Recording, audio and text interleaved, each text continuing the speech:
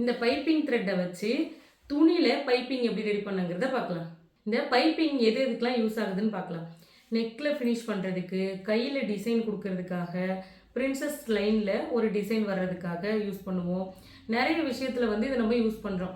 இதை வெளியில் வாங்குறத விட நம்மளே தைச்சிக்கலாம். எப்படி தைக்கணுங்கிறத பார்க்கலாம். பைப்பிங்காக நான் வந்து கிராஸ் பீஸ் கட் பண்ணி வச்சுருக்கேன். இதனோட வித் வந்து 1.5 இன்ச் இருக்கணும்.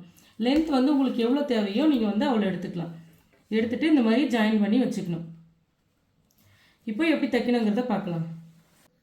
பைப்பிங் தைக்கிறதுக்கு இந்த மாதிரி சிங்கிள் சைடு ஃபுட்டர் மாட்டிக்கோங்க. இப்போ எப்படி தைக்கணும்னு சொல்கிறேன்.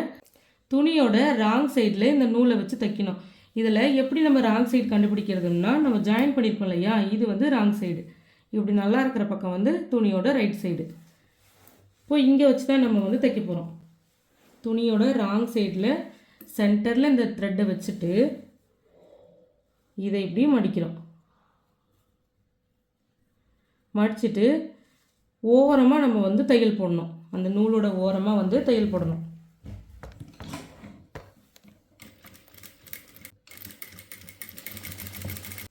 நூலை வந்து இந்த மாதிரி துணிக்குள்ளார எடுத்து வச்சு தான் தைக்கணும். நூலை இழுக்கலாம் கூடாது. இழுத்திங்கன்னா உருவிட்டு வந்துடும். இந்த மாதிரி மடித்து கொஞ்சம் கொஞ்சமாக தையல் போட ஸ்டார்ட் பண்ணணும்.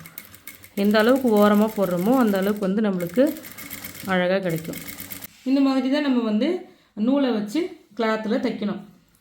இந்த மாதிரி தைச்சதுக்கப்புறமா ஒரு 1/2 இன்ச்சு இந்த நூல்லேருந்து ஒரு 1/2 இன்ச்சு மார்க் பண்ணி இந்த எக்ஸ்ட்ரா இருக்க கிளாத்தை கட் பண்ணி விட்டுட்டிங்கன்னா நீங்கள் எல்லா இடத்துக்குமே யூஸ் பண்ணிக்கலாம்.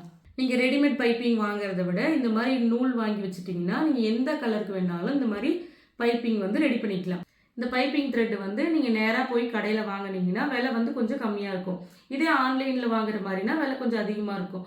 ஆன்லைனில் வாங்குற மாதிரினா நான் லிங்க் தரேன், நீங்கள் வாங்கிக்கலாம். வாங்கி வச்சுக்கோங்க, ரொம்ப யூஸ்ஃபுல்லாக இருக்கும் டைலரிங்க்கு. நமக்கு தெரிஞ்ச விஷயத்தை நம்ம மற்றவங்களுக்கும் சொல்லிக் கொடுப்போம்.